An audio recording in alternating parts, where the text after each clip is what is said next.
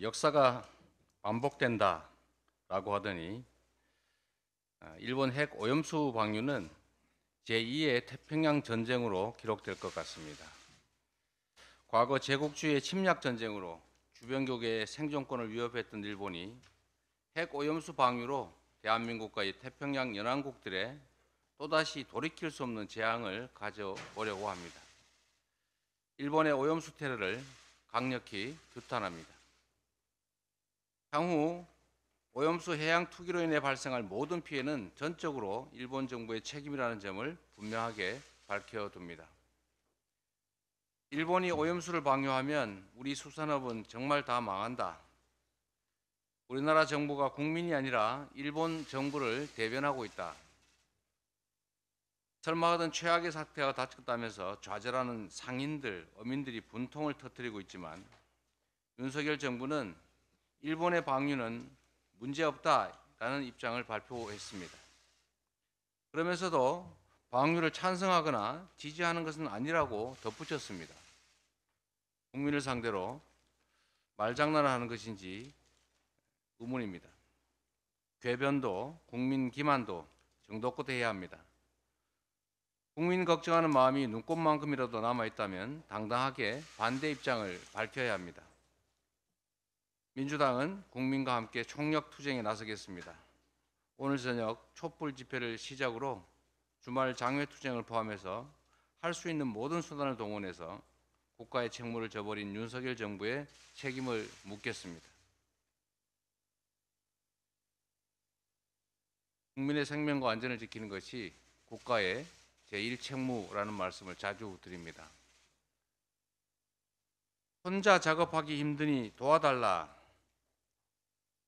지난 6월 아파트 엘리베이터 수리 작업 중 추락해서 사망한 20대 노동자의 마지막 문자 내용입니다.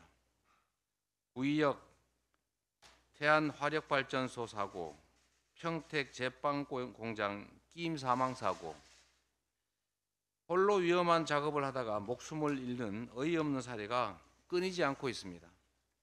최근에도 식품기업 SPC에서 또다시 50대 여성 노동자가 끼임 사고로 참혹한 죽음을 맞고 말았습니다.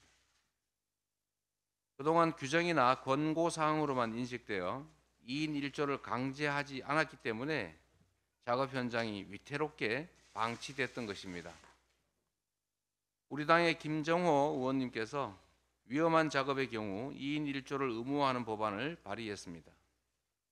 민주당은 가장 열악한 일터에서부터 안전을 보장할 수 있도록 2인 1조 작업을 법률로 제도화하겠습니다.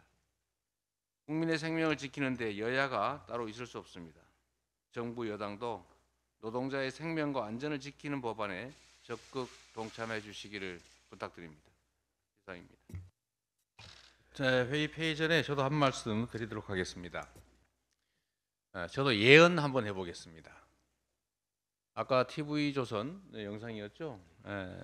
저 영상을 보니까 생각이 났는데 최근에 정부와 이제 여당이 일본 측에 8월에 조기에 그 핵 오염수 방류를 해달라 이렇게 요청했다는 보도가 있었던 것 같습니다.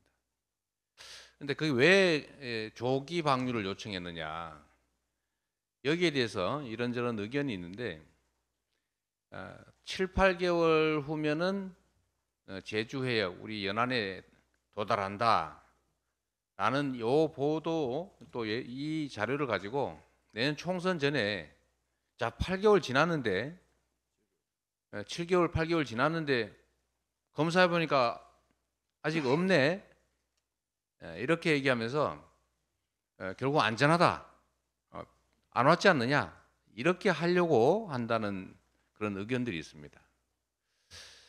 저도 왜 조기 방류를 정부 여당이 요청했다는 일본 보도가 있는데 아무 말도 안 할까? 그거는 요청을 한 것이 사실 가능성을 매우 높게 하지 않습니까? 아니 뭐 정정 보도를 청구하든지 사실이 아니다라고 발표하든지 해야 되는데 뭐 말이 없는 걸로 생각이 됩니다. 혹시 아니라고 얘기했나요? 우리 그런 요청한 일이 없다. 아니라고는 했어요. 근데 정정보도 청구는 안 한 것 같죠. 근데 이런 걸 보면 이럴 가능성도, 그러니까 그때쯤 가서 검사해 보니까 오염물질이 없네, 그러니까 안전하네라고 하기 위해서 한 게 아니냐라는 의심이 드는데 제 예언이 틀리기를 기대합니다. 회의를 마치겠습니다.